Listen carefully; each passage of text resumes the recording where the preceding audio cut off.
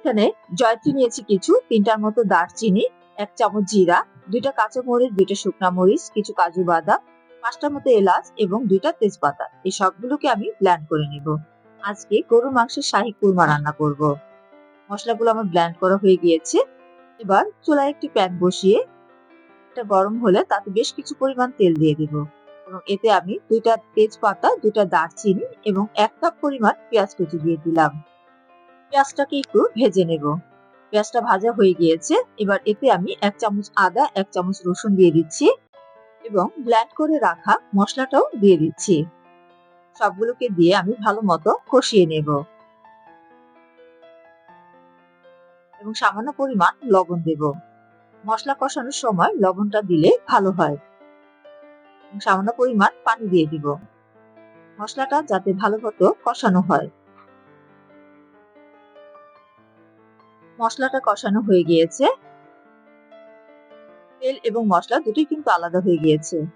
এবার এতে আমি মাংসগুলো দিয়ে দিচ্ছি এবং এর মধ্যে আমি 2.5 চামচের মতো টক দই দিয়ে দিচ্ছি। এবার এটাকে আমি ভালো মতো মশলার সাথে মিশিয়ে নেব।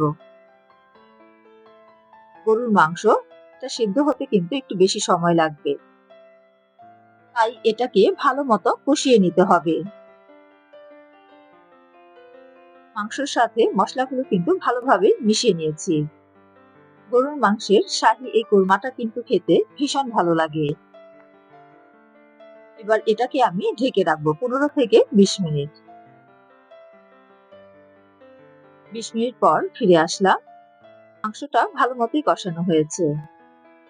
তেলটা কিন্তু উপরে চলে এসেছে। এবার এর মধ্যে আমি ভেজে রাখা কিছু আলু দিয়ে দিচ্ছি। আলুটা আমি আগে মশলা দিয়ে একটু ভেজে নিয়েছি। এবার এটার সাথে দিয়ে মাংসটার সাথে দিয়ে ভালো মতো একটু কষিয়ে দেব। 2 চামচের মতো ঘি দিয়ে দিচ্ছি। ঘিটা দেয়াতে এই রান্নার স্বাদটা কিন্তু আরেকটু বেড়ে যায় এবং এটা খেতে আরো বেশি ভালো লাগে। ঘিটা এখন দিলাম এর জন্য যাতে করে মশলার সাথে ভালোভাবে মিশে যায় এবং ঘ্রাণটা চলে আসে। এবার এটাকে আমি ঢেকে রাখছি। বেশ কিছুক্ষণ ঢেকে রাখলাম যাতে করে আলুটা একটু সিদ্ধ হয়ে আসে।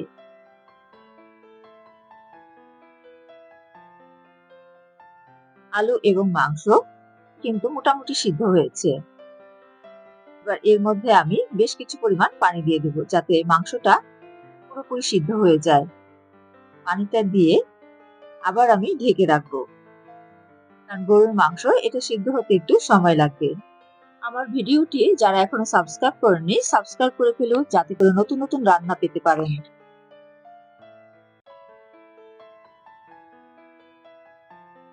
এর মধ্যে আমি বেশ কিছু পরিমাণ কিচমিচ দিয়ে দিচ্ছি, এটা স্বাদটা বাড়ায়। কেউ যদি কিশমিশ খেতে পছন্দ না করেন তাহলে স্কিপ করতে পারেন। মাংস এবং আলু দুটোই কিন্তু নরম হয়ে গিয়েছে। মাংসটা সিদ্ধ হয়ে এসেছে। রান্নাটাও শেষ হয়ে এসেছে এবং রান্নাটা শেষ হবার 1 মিনিট আগে আমি পেঁয়াজ বেরেস্তাটা দিয়ে দিলাম। পেঁয়াজ বেরেস্তাটা দিয়ে একটু ঢেকে রাখবো 1 মিনিটের মতো যাতে করে এটার ফ্লেভার এবং এটার স্বাদটা ঝোলের সাথে ভালোভাবে মিশে যায়।